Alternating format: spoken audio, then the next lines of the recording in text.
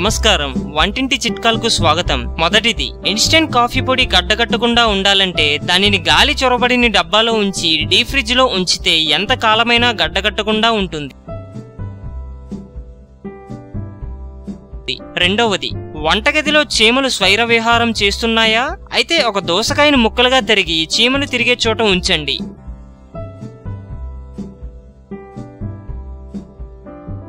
మూడవది కూరగాయలు వడిలిపోయాయా?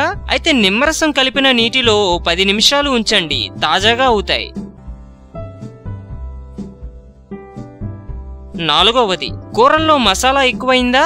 అయితే 2-3 టమాటాలను ఉడికించి అందులో కలపండి, మసాలా ఘాటు తగ్గి మంచి రుచిగా ఉంటుంది।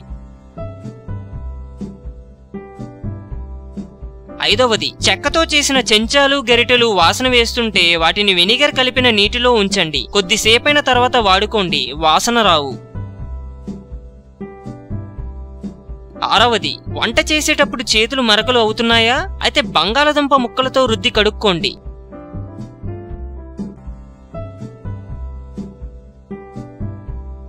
ఏడవది పెనం మూకుడు వంటి వాటికి పదార్థాల మరకలు వదులుకుంటే గిన్నెలు తోముకునే లిక్విడ్ కు కొంచెం వంట సోడా కొన్ని నీళ్లు కలిపి రుద్దండి।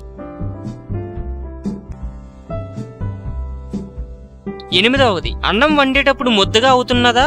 అయితే ఉడికేటప్పుడు చెంచా వంట నూనె వేస్తే పొడి పొడిగా ఉంటుంది।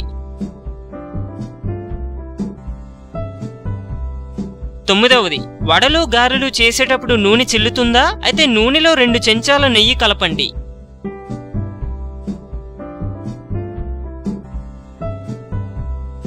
ఆఖరిది పెనానికి జిడ్డు బాగా పేరుకుపోయి ఎంతకు వదలడం లేదా? అయితే పెనాన్ని వేడి నీళ్లలో 2-3 గంటలుంచి తర్వాత నిమ్మ చెక్కతో రుద్దండి। వంటింటి చిట్కాలపై మేం పెట్టే వీడియోలన్నీ చూడండి, వంటింటి ఎక్స్పర్ట్స్ గా మారండి। మీకేమైనా చిట్కాలు తెలిస్తే కామెంట్ లో పోస్ట్ చేయండి। మీరు కొత్త చిట్కాలు తెలుసుకోవాలంటే మా ఛానల్ ని సబ్స్క్రైబ్ చేయండి।